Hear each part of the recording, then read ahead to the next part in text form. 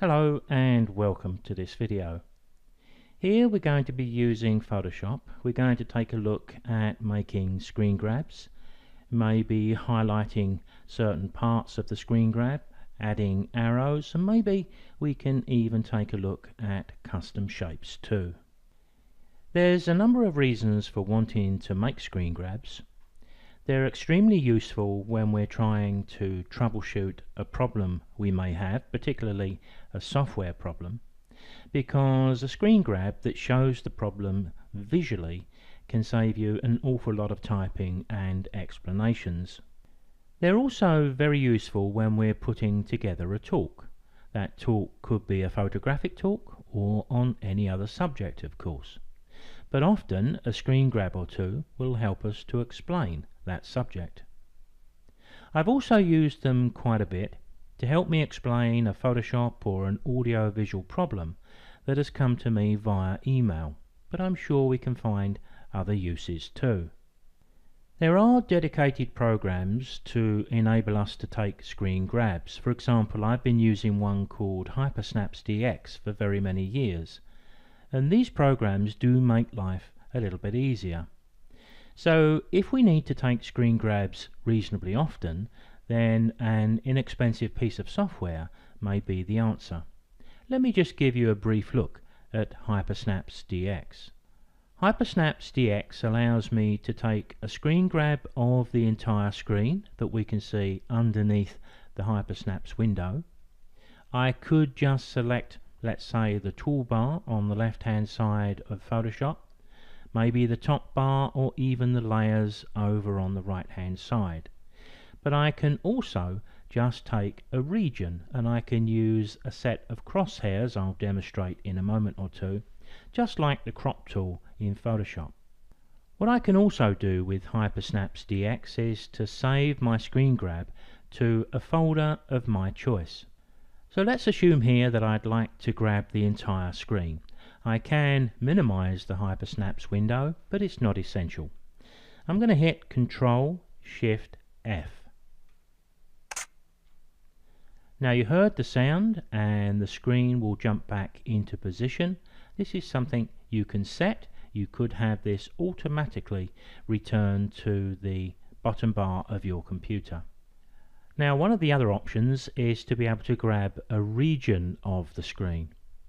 Now if I hit Ctrl-Shift-R, you can see that Hypersnaps leaves the screen, and there's the crosshairs I was referring to a few moments ago. So if I wanted to take, let's say, just a selection over here,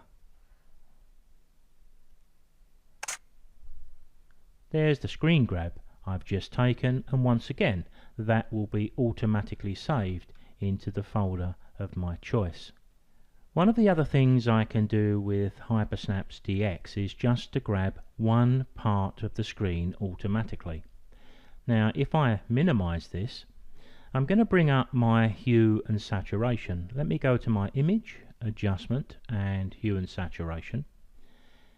I could choose just to grab that particular window, but unfortunately I can't demonstrate how it's done because the keyboard shortcut that runs the screen grab to take just that window clashes with the software I use to record this video. But in normal circumstances I would hit Ctrl-Shift-W, and you can see a little icon appear at the top left, and as I mouse over these areas you will see a bounding box appear around the part that you want to grab, and you just click to grab it. If I move over here, it would highlight all of the layers palette. If I move to the left, it would highlight all of the toolbar. And to commit the screen grab, I just need to click the screen. And by the way, because I can't demonstrate this, rather than grab something that I don't want, at any time you can just touch the escape key and come away from the screen grab you've selected.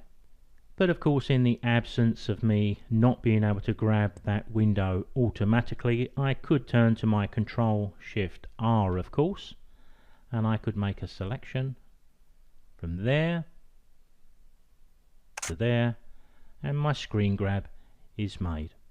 Let's take a look into the folder where they're saved. So here we have the 3 screen grabs that we just made: the full screen, the region, and the individual window. I've always found it convenient to store all of my screen grabs in one place, setting up HyperSnaps to always save to one location and automatically name them too.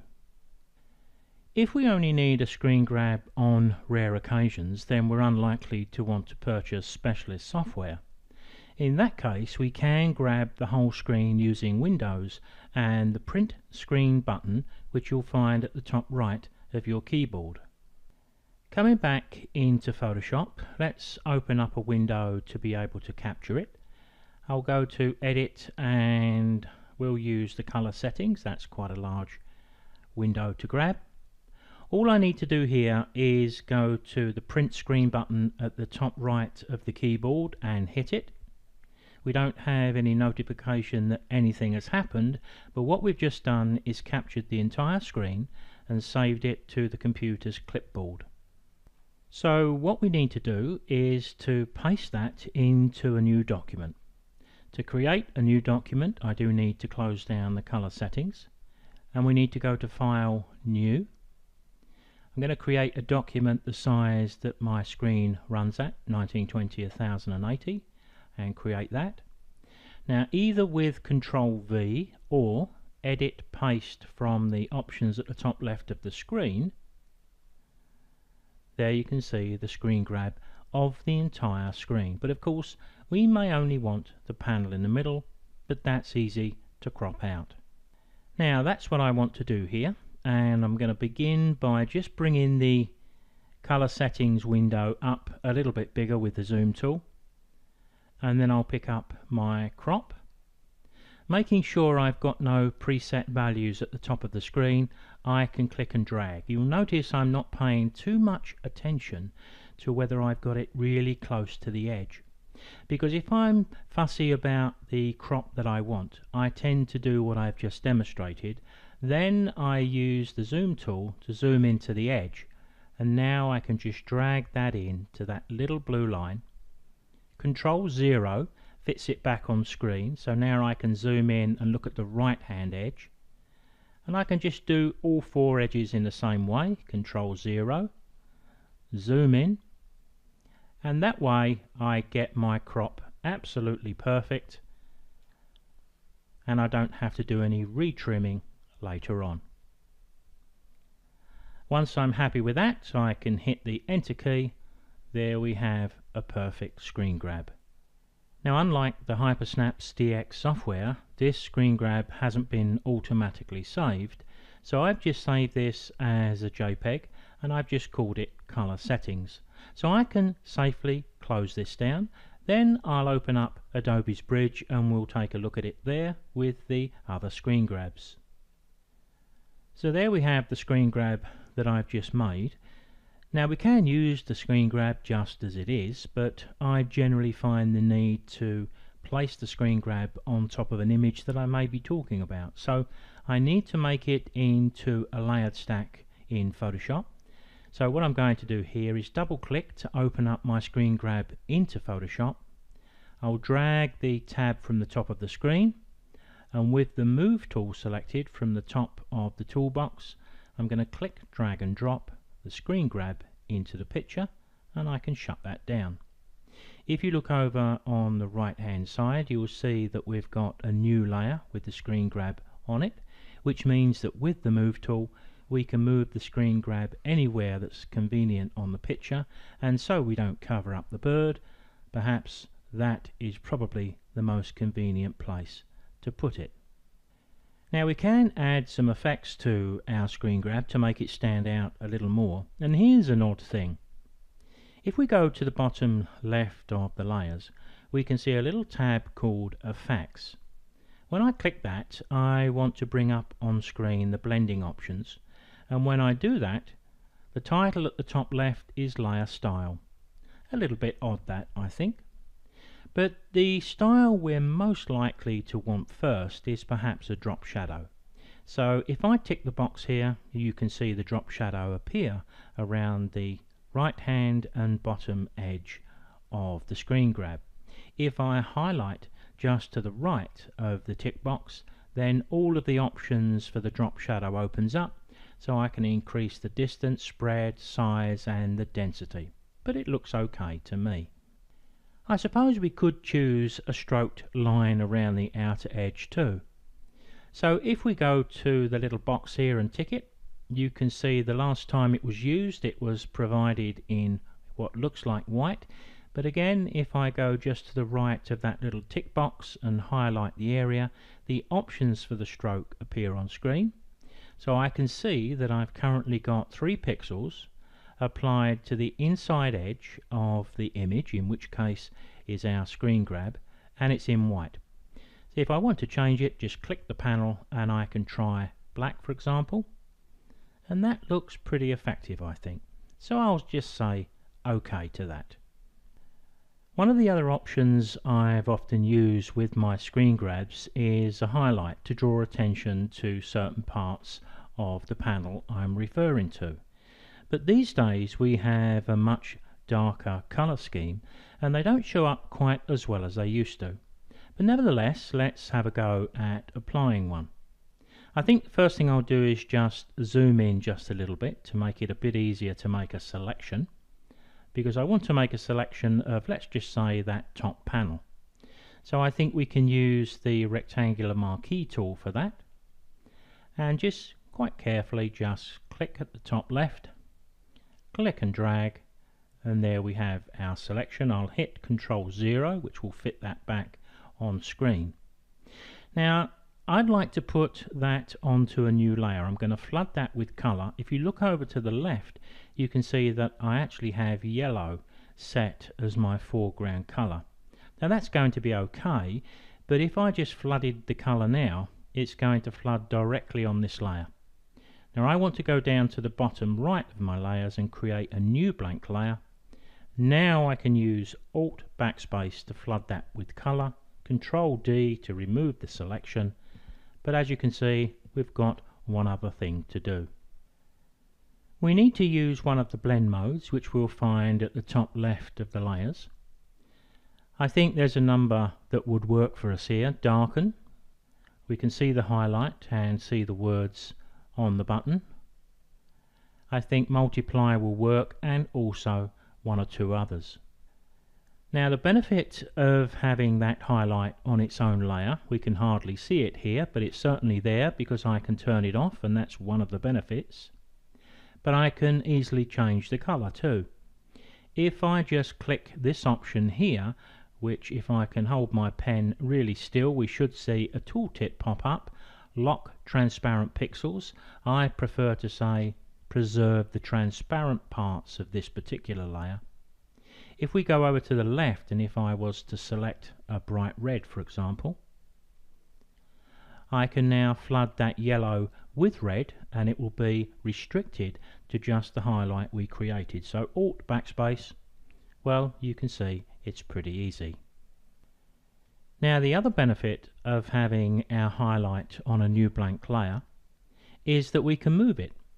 So if we had the need to move that onto the CMYK option here, I can just click with my move tool and drag it down. Now you'll notice here we've got these pink lines and squares popping up.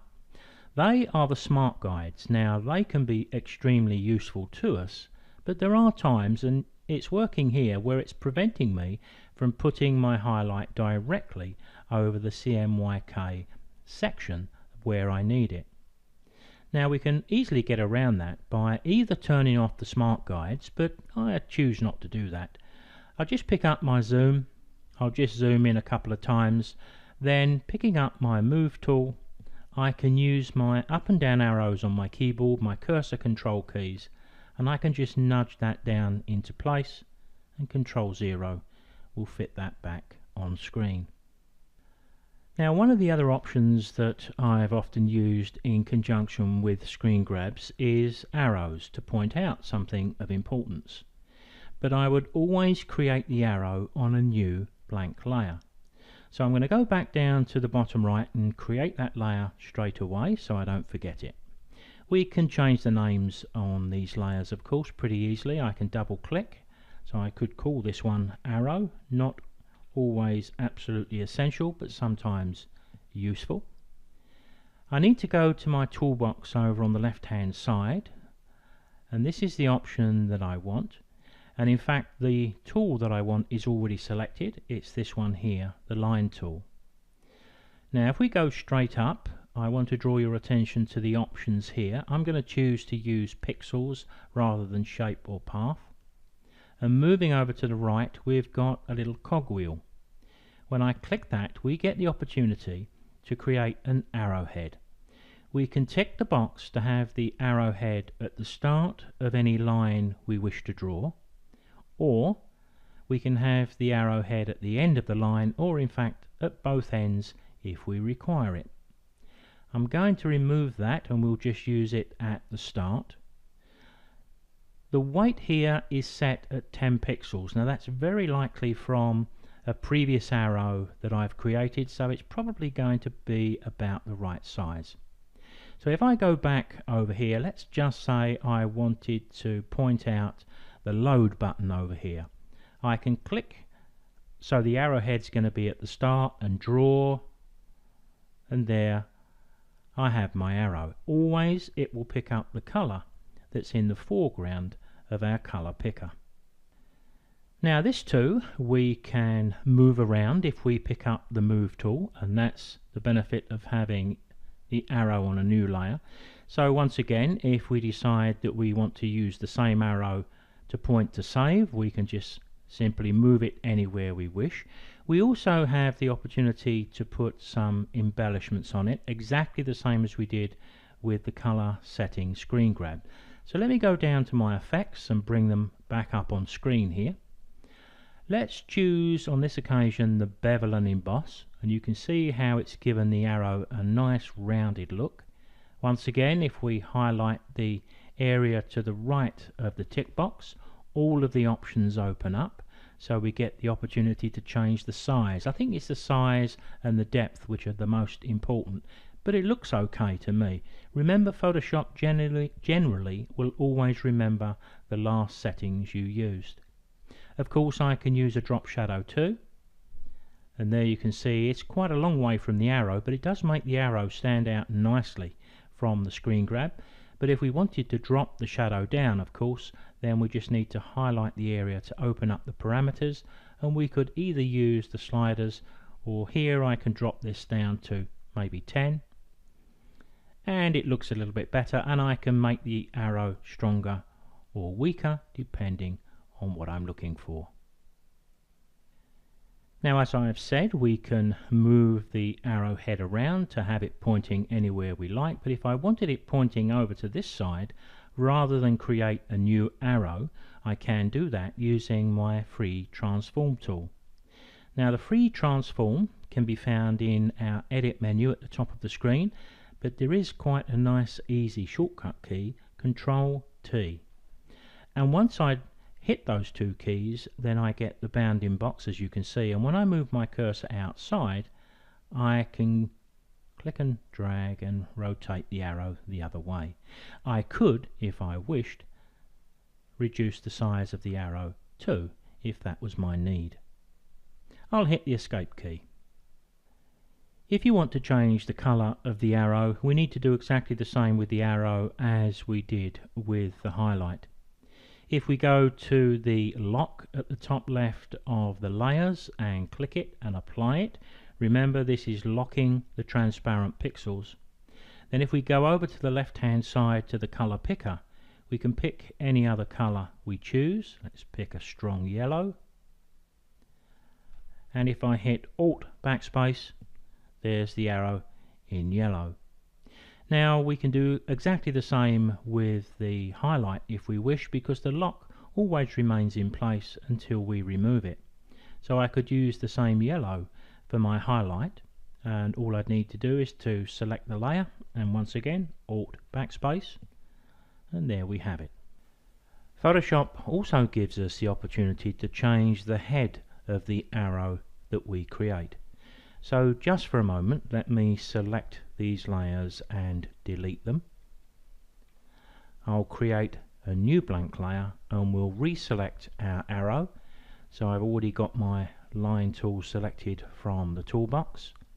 From the options at the top of the screen, you can see down here the width of the arrowhead is 500%, the length 1000%, and the concavity 50%.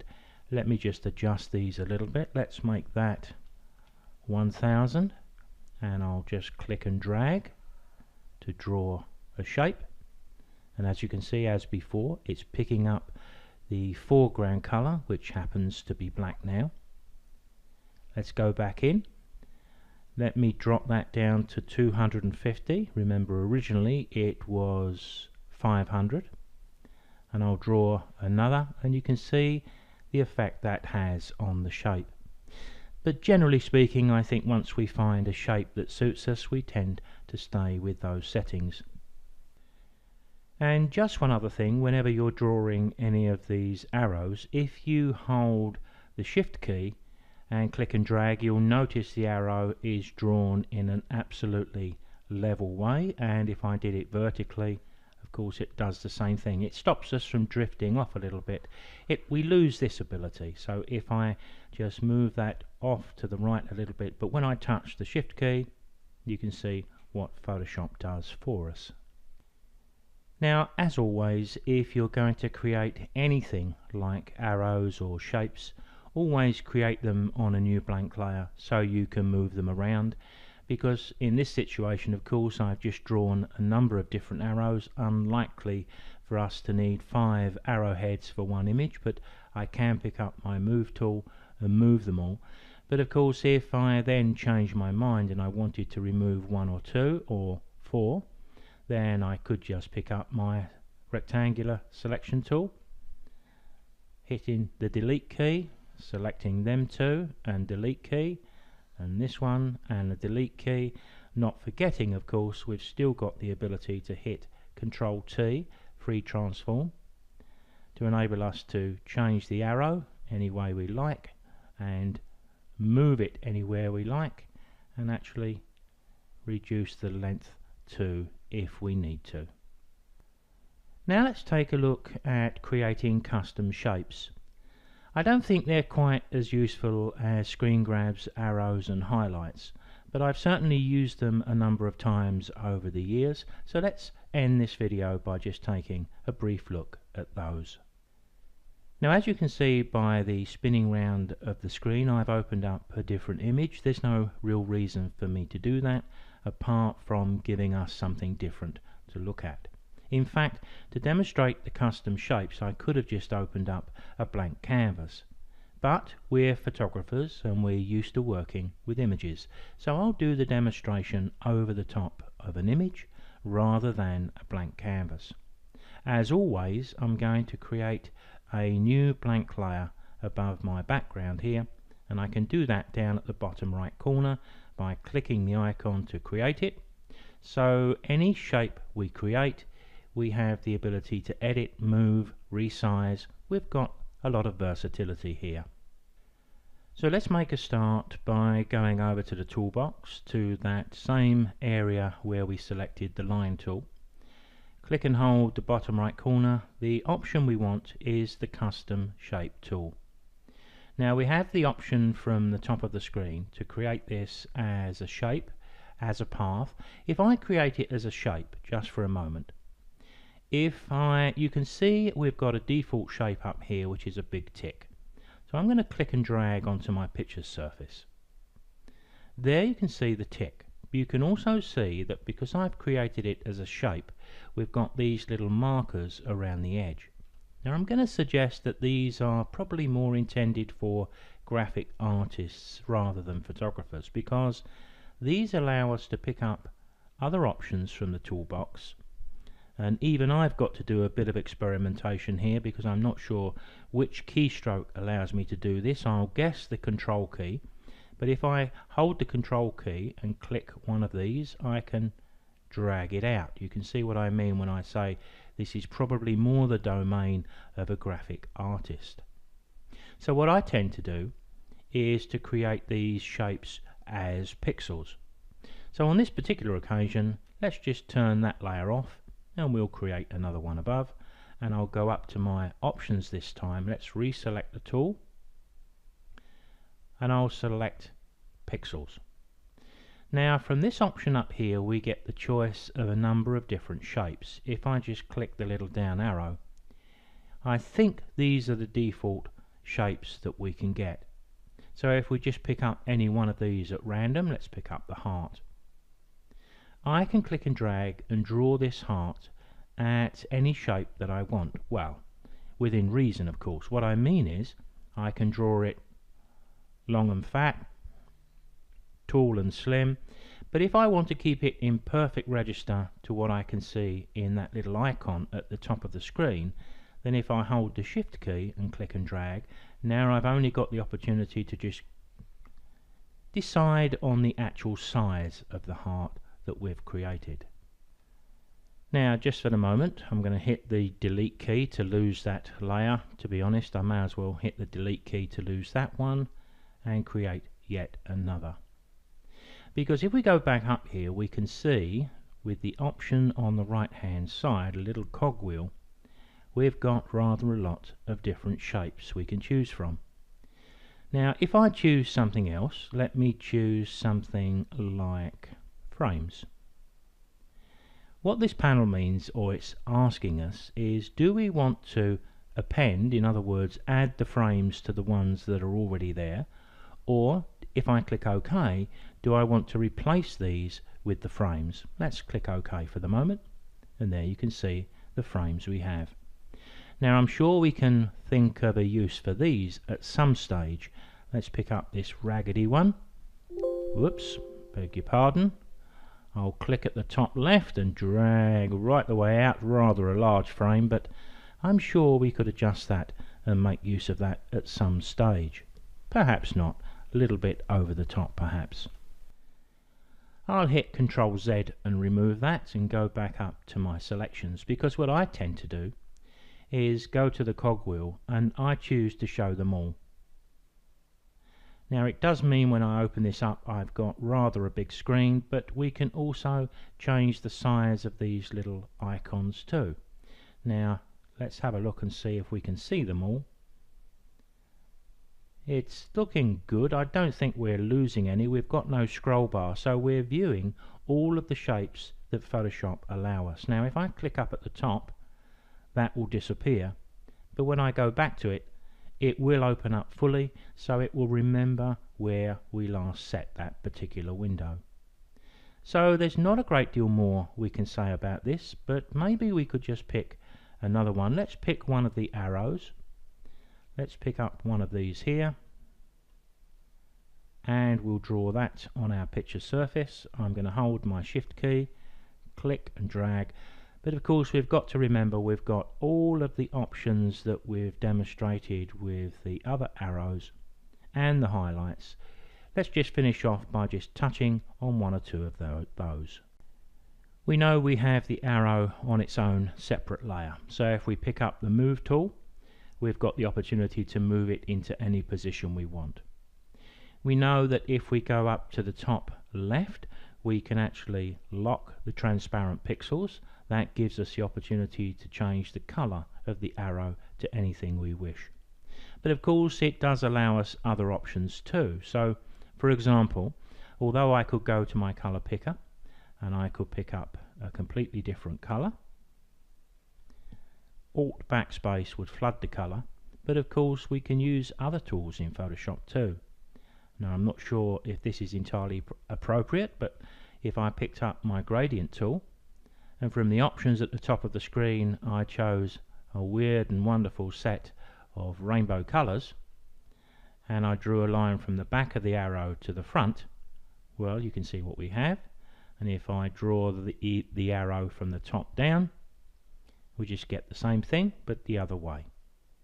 We also get the opportunity of course to add edge effects using the effects down here.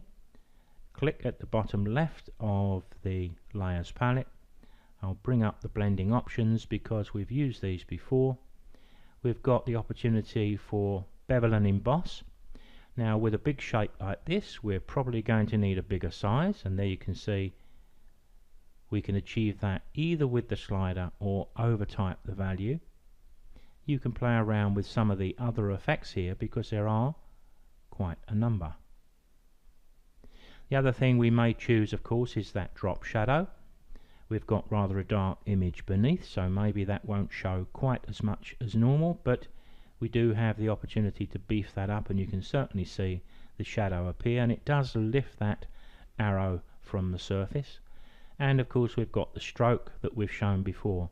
Here it's picked up the last setting, which was 4 pixels on the inside of the arrow in black. Let's just change that to see how it looks. We'll change it to white. And as you can see, we've got lots of versatility here. Not too sure about the rainbow colours. But of course we also have that Control T, free transform. So although I've got a giant arrow, I could make it a little bit more manageable should I feel the need. And if I wanted to point to something that needs to be dealt with, there we have it. Thanks for watching. I think that with our photography and the learning process, every little helps. So I hope this video did help in a small way, even though it's a little bit removed from our normal day-to-day image editing. Now we all appreciate that Photoshop does take a little bit of learning, but the trick to learning Photoshop is not to bite off more than we can chew. We have to take the learning process slow and steady. Now I do offer a complete set of videos under the title of Photoshop for Photographers. Part 1, which contains 14 videos running for over 2.5 hours, is completely free for you to download and evaluate. So in total, Photoshop for Photographers comes in 7 sections. The first one is free. If you purchase the remaining parts, which are pretty reasonably priced, I offer a complete set of 58 Lightroom videos as a bonus. If you're watching this video on YouTube, a link to Photoshop for Photographers is below. Also, I've included a link to the free videos too, so it couldn't be simpler.